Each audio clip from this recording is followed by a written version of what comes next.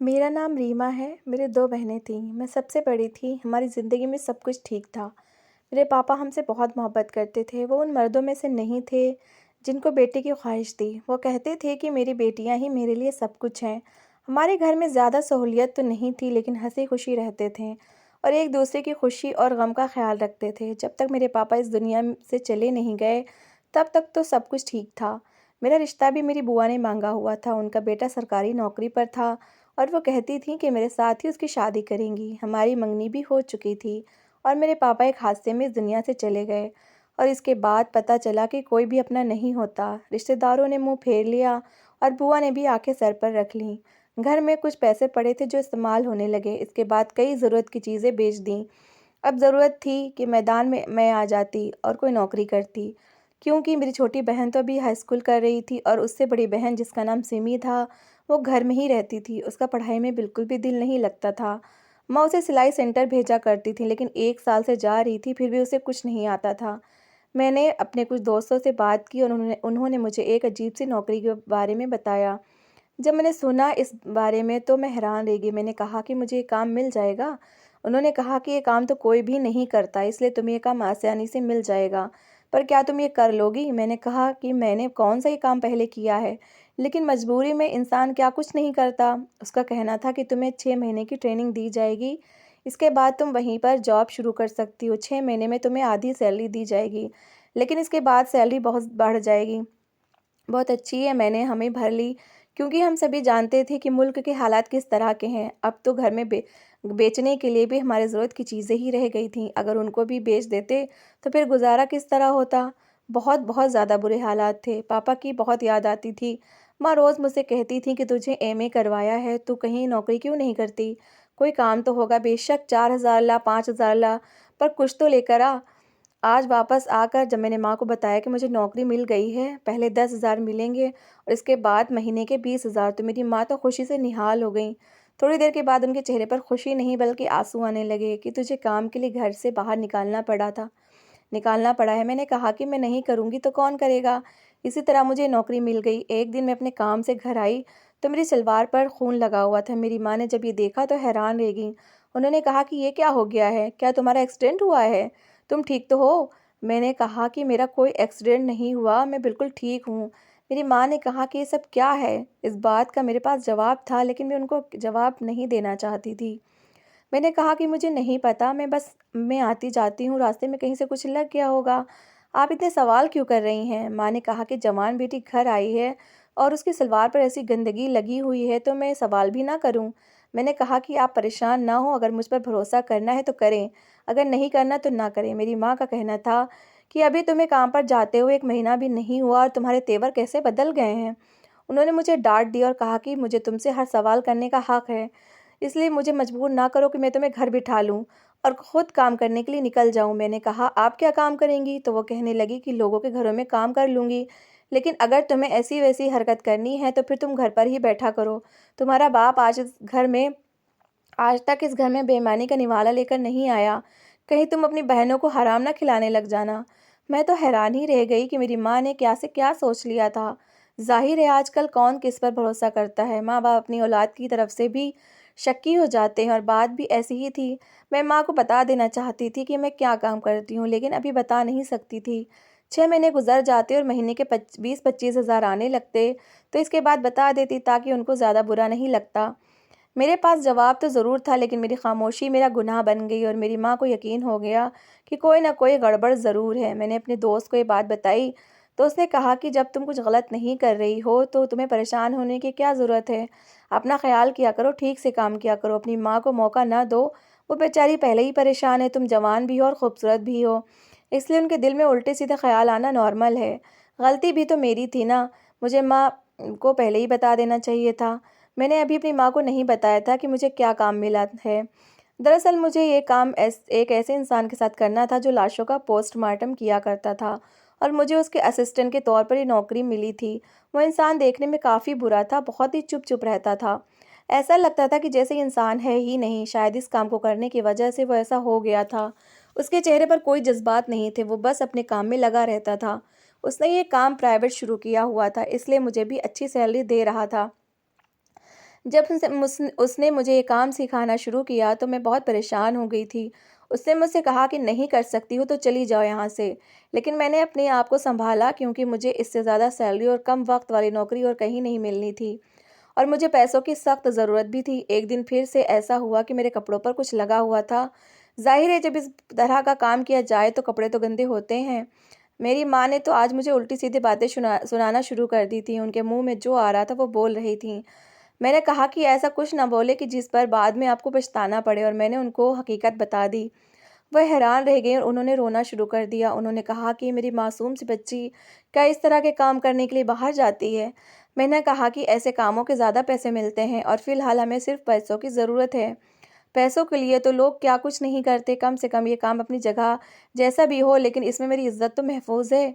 मेरी माँ ने मुझसे माफ़ी माँगी और कहा कि बेटा माफ़ कर देना, 3 खूबसूरत बेटियों की माँ हूँ ना, तुम्हारा कोई भाई है ना बाप और बाप भी इस दुनिया से चला गया है। आए दिन ऐसी खबरें सुनती रहती हूँ इसलिए परेशान हो गई थी। मैंने कहा कि आप फ़िक्र ना करें, मैं कभी भी आपका सर शर्म से झुकने नहीं नहीं दूँगी।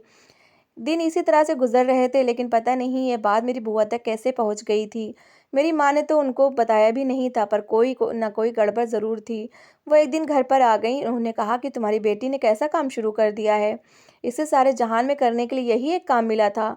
मैं तो अपने बेटे की शादी किसी ऐसी लड़की से नहीं करूँगी। कोई मुझसे पूछेगा कि तुम्हारी बहू क्या करती है तो मैं उसे क्या जवाब दूंगी।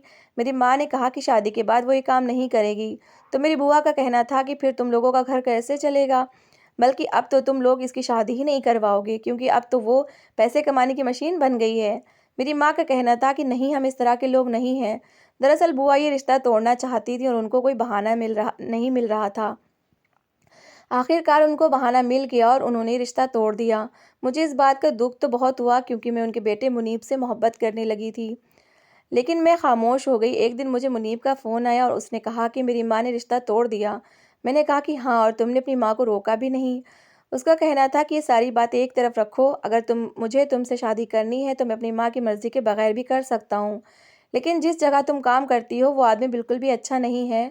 मुझे उसके बारे में पता है। मैंने कहा कि अब तुम जानबूझकर ये सब कुछ कह रहे हो ताकि मैं ये नौकरी छोड़ दूँ। लगता है कि तुमने अपनी माँ के साथ मिलकर ये प्लान बनाया है।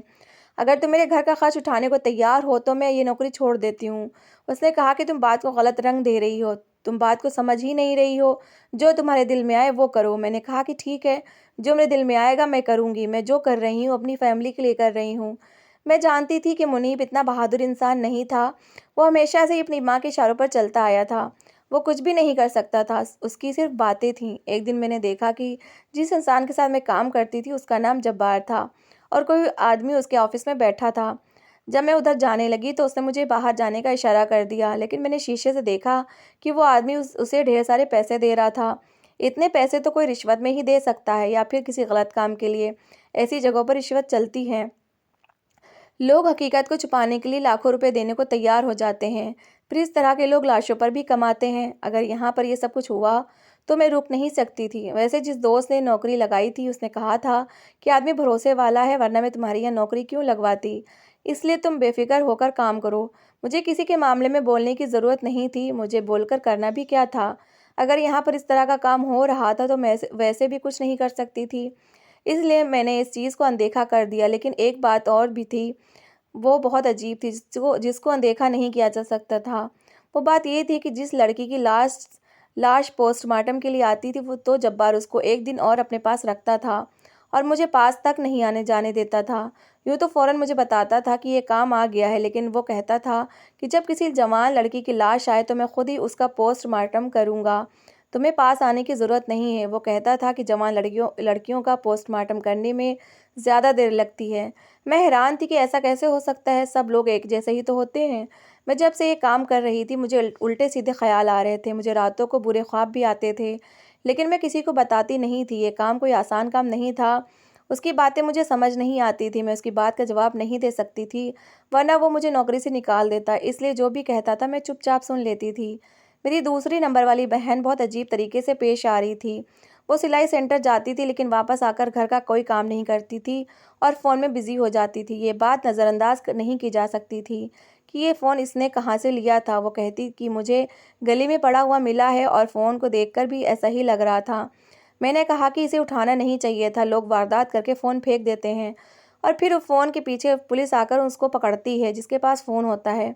उसका कहना था कि 15 दिन से मेरे पास है, अभी तक तो कुछ भी नहीं हुआ और जब मैं मुजरिम नहीं हूँ तो मुझे डरने की क्या ज़रूरत है। और वैसे भी अकल की कम थी। जब ये बचपन में छोटी-सी थी तो इसकी तबीयत बहुत ज़्यादा ख़राब रहती थी और इसे एक बार बुखार आया था।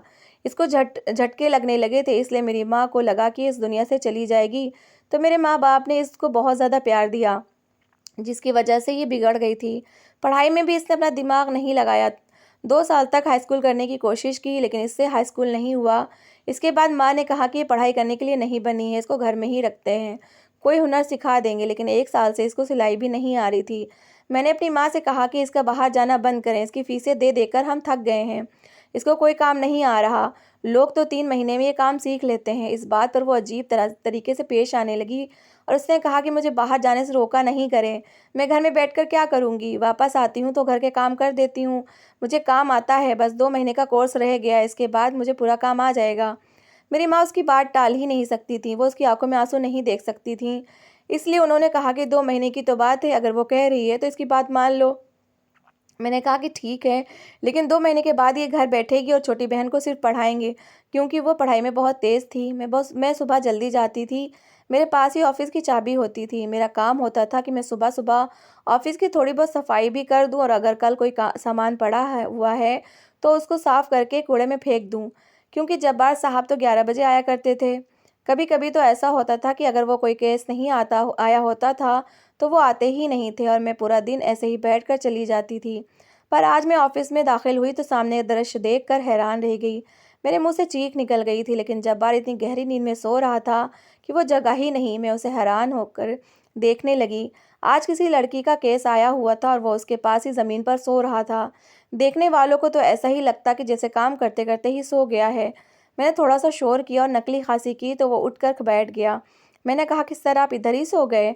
तो वो मुझे देखकर चौंक गया और कहने लगा कि हाँ, काम ज़्यादा था, इसलिए मैं यहीं सो गया। तुम घर चली गई थी, पीछे से एक केस आ गया था। मैंने कहा कि आप मुझे फ़ोन करके बुला लेते, मेरा घर पास में ही है।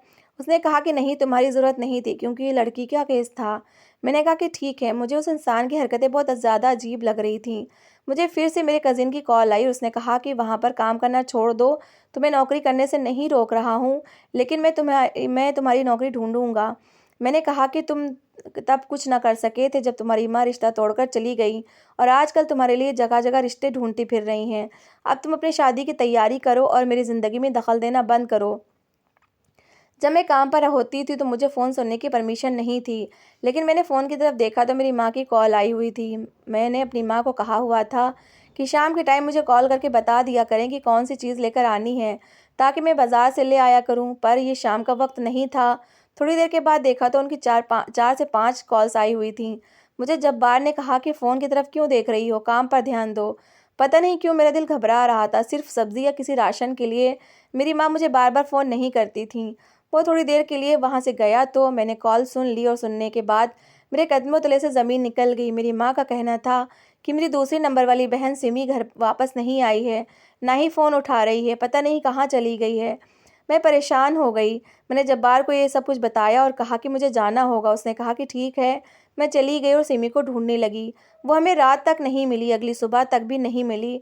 मजबूरन ख़ानदान के मर्दों को शामिल करना पड़ा। उन्होंने अजीबो-गरीब बातें शुरू कर दी कि भाग गई होगी, आप लोगों ने भी तो उसे छोड़ा हुआ था। रास्ते में कहाँ आती जाती थी किसी को क्या पता। बाप इस दुनिया में नहीं रहा, एक बेटी को आपने बाहर छोड़ा हुआ है, दूसरी बेटी उल्टे सीधे काम करती फिरती है। वो लोग हमारी मदद तो कर रहे थे, लेकिन साथ साथ बातें भी सुना रहे थे। रात से सुबह हो गई, सुबह से शाम हो गई, मेरी बहन का कुछ पता नहीं था। मेरी माँ का रो रो कर बुरा हाल हो गया। फिर पुलिस वालों ने कहा कि हमें एक लाश मिली है, आप आकर शिनाख्त कर लें। मेरी माँ ने मेरा हाथ पकड़ लिया और कहा कि तुम नहीं जाओगी, क्योंकि क्योंकि वो मेरी बेटी नहीं है। मैंने माँ को कहा कि जाना पड़ेगा। मैं भी बहुत परेशान थी, लेकिन खुद को संभाल कर खड़ी थी, क्योंकि अगर मैं भी हिम्मत हार बैठती तो फिर बाकी सबको कौन संभालता। मैं वहाँ चली गई और ये देखकर कदमों तले से ज़मीन निकल गई कि वो मेरी बहन थी। मेरा वहीं पर रो रो कर बुरा हाल हो गया। पुलिस वालों ने कहा कि पोस्टमार्टम करवाना पड़ेगा, इसको यहाँ से सीधा पोस्टमार्टम करने के लिए ले जाया जाए। मैं ये खबर माँ को कैसे सुनाती। मैं अपनी बहन को वहीं पर ले गई जहाँ पर मैं काम करती थी और मामा लोगों को कहा कि वो घर जाएं और किसी तरह ये खबर माँ को सुना दें। पुलिस का कहना था कि इसका किसी लड़के के साथ चक्कर चल रहा था, जिसने इसको कहीं मिलने के लिए बुलाया था और इसके बाद इसको धोखा देकर इसकी जान ले ली और इसको कहीं पर फेंक दिया। तब मुझे समझ में आया कि वो फ़ोन इसे किसने दिया था। शायद वो फ़ोन भी उसी लड़के ने दिया था। मैंने पुलिस को कहा कि उसके खिलाफ़ कार्रवाई की जाए। जब्बार को जब मैंने ये बताया तो उसे भी काफ़ी अफ़सोस हुआ। उसने कहा कि पोस्टमार्टम करना पड़ेगा, एक दिन लगेगा। अब मेरा दिमाग घूम गया था। मैंने कहा कि ये काम मैं करूँगी, तो उसने इनकार कर दिया और कहा कि ये काम मैं कर लेता हूँ। मैं सोचने लगी कि वो इस काम के लिए एक दिन से ज़्यादा क्यों लेता है। जब किसी लड़की की लाश आती है तो वो ऐसा क्या करता है था। मैंने कहा कि मेरी बहन है, मैं खुद करूँगी ये काम और आपको अकेले नहीं करने दूँगी। उसने कहा कि तुम्हारा दिमाग तो नहीं ख़राब हो गया, तुम किस तरह की बातें कर रही हो। मेरा काम है, मुझे करने दो। तुम जाओ, अपने घर जाकर अपनी माँ को तसल्ली दो। जब काम हो जाएगा तो मैं तुम्हें फ़ोन पर बता दूँगा। लेकिन अब मेरे दिल में शक पड़ गया था। इस दुनिया का क्या भरोसा था, यहाँ पर क्या कुछ नहीं हो सकता था। मैं घर चली गई। घर में सबका बुरा हाल था, सब लोग रो रहे थे, लेकिन मेरा दिल अभी भी वहीं पर लगा हुआ था। मुझसे रात नहीं गुजर रही थी। उसने कहा था कि वो सारी रात तक काम करेगा, जैसा मैंने पहले बताया। घर तो मेरा करीब था। मैं अचानक से घर से निकल गई और चलते हुए उस तरफ चली गई। उसके ऑफिस के पीछे खिड़की भी थी जो गली में खुलती थी। मैंने उस खिड़की से अंदर झांकने का प्लान बनाया था। एक इंसान जिसके साथ इतना बड़ा हादसा हो जाए और फिर उसके दिमाग में एक अजीब सी बात भी आ रही हो जिसको वो क्लियर भी करना चाहता हो, उसकी दिमागी हालत कैसी होगी। मेरी दिमागी हालत भी बहुत बुरी थी। मैं इससे पहले पुलिस के पास भी गई थी। उन्होंने कहा था कि लड़के को पकड़ लिया है और इसके खिलाफ कार्रवाई की जा रही है। जब मैंने उसको देखा तो मैं हैरान रह गई। वो तो बिल्कुल ही कम उम्र था। पता नहीं कैसे इसने मेरी बहन को बेवकूफ़ बना लिया था। कैसे कैसे लोग होते हैं, अपने लिए किसी की ज़िंदगी बर्बाद कर देते हैं, किसी की जान ले लेते हैं। इनके लिए किसी की जान लेना कितना आसान होता है। मेरी बहन तो इस दुनिया से चली गई, अब इसके साथ ज़्यादा से ज़्यादा क्या हो सकता था। इसके घर वाले इसे यहाँ से बचा कर ले जाते। मेरा कज़िन मुनीब भी हमारे साथ था और वो भी हमारी बहुत मदद कर रहा था। मैं उस खिड़की के पास चली गई और दबे पाँव अंदर झाँकने लगी कि मुझे मेरे कंधे पर किसी के हाथ का दबाव महसूस हुआ। इससे पहले कि मैं चीख उठती, किसी ने मेरे मुंह पर हाथ रख दिया। मैंने पलट कर देखा तो वो मुनीब था। वो मुझे एक तरफ ले गया और कहा कि यहाँ पर क्या कर रही हो। मैंने कहा कि मैं देखने आई हूँ कि क्या हो रहा है। उसने कहा कि मैंने तुम्हें बताया था कि आदमी ठीक नहीं है। मैंने कहा कि इसलिए मैं देखने के लिए आई हूँ। हम दोनों ने अंदर झाँका तो हम दोनों ही हैरान रह गए। जैसा हम सोच रहे थे वैसा तो बिल्कुल भी नहीं था। वो आदमी अपने काम में लगा हुआ था, बल्कि इस काम को बहुत बारीकी से कर रहा था। जब मैंने अपनी बहन को देखा तो मुझे रोना आ गया और मैं बेहोश हो गई। थोड़ा सा शोर हुआ तो वो खिड़की की तरफ देखने लगा। मुनीब मुझे अंदर उठाकर लेके आया और थोड़ी देर के बाद मुझे होश आया तो जब्बार ने कहा कि तुम यहाँ पर क्या कर रही थी। मैंने उसे सब कुछ सच बता दिया। उसने अपना चश्मा उतारा और एक तरफ बैठ गया। उसने कहा कि हाँ, लोग मेरे बारे में ऐसी बातें करते हैं क्योंकि मैं अपने बारे में सफाई नहीं देता। क्यों, कौन है ये दुनिया जिसको मैं सफाई दूँ। मेरे साथ भी कुछ ऐसा ही हुआ था। मेरी एक बेटी थी जिसके साथ इसी तरह का मामला हुआ था, लेकिन जब पोस्टमार्टम के लिए उसे भेजा गया तो उन्होंने बड़ी आसानी से ये कह दिया कि लड़की के साथ ऐसा कुछ नहीं हुआ है, बल्कि लड़के ने खुदकुशी की है। जबकि मेरी बेटी खुदकुशी कर ही नहीं सकती थी। मैं उसके लिए इंसाफ भी नहीं ले सका। तब मुझे पता चला कि ये दुनिया बड़ी जालिम है, ये लाशों पर भी कमाई करती है। तो मैंने खुद ये काम करना शुरू कर दिया। इसलिए अब मेरे पास जब किसी जवान लड़की का केस आता है तो मैं उसको बहुत ही गौर से देखता हूँ, ताकि गलती की कोई गुंजाइश ना हो। मेरे पास लोग आते हैं, रिश्वत देना चाहते हैं, लेकिन मैं किसी से रिश्वत नहीं लेता। और इस दुनिया में तो इंसाफ मिलता नहीं है। कम से कम जो इस दुनिया से चला गया है उसको तो इंसाफ मिल जाए। इसलिए मैं इस काम पर ज़्यादा दिल लगाता हूँ। लोग मेरे बारे में ऐसी बातें करते हैं क्योंकि जो सच्चाई पर होता है उनके खिलाफ हमेशा ही बातें की जाती हैं। उसने मुझे तसल्ली दी और कहा कि मुझे बहुत अफसोस है, तुम्हारी बहन तो वापस नहीं आएगी, लेकिन उसे इंसाफ ज़रूर मिलेगा। मेरी आंखों में आंसू आ गए। मैंने उनसे माफ़ी मांगी कि आप मुझे माफ़ कर दें, मैंने आपको गलत समझा था। मेरी बहन का कफन दफन हुआ और उस लड़के पर हमने केस कर दिया।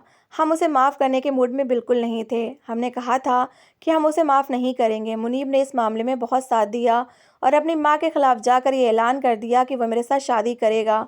उसने मेरे साथ शादी भी कर ली और कहा कि 1 साल बाद वो मुझे रुखसत करवा कर घर ले जाएगा। मेरी बुआ ने बहुत बवाल मचाया, लेकिन शादी हो चुकी थी। अब मुनीब भी हमारे घर का खर्च चलाता है और मेरी उससे शादी हो चुकी है। मुझे अपनी बहन की बहुत याद आती है। उसे हम वापस तो नहीं ला सके, लेकिन उसे इंसाफ ज़रूर मिल गया। तो दोस्तों, कैसी लगी आपको कहानी? अगर कहानी अच्छी लगी है तो प्लीज़ इसे लाइक करिएगा, शेयर करिएगा और अपनी राय कमेंट बॉक्स में ज़रूर दीजिएगा और मेरे चैनल को सब्सक्राइब करिएगा। Thanks for watching.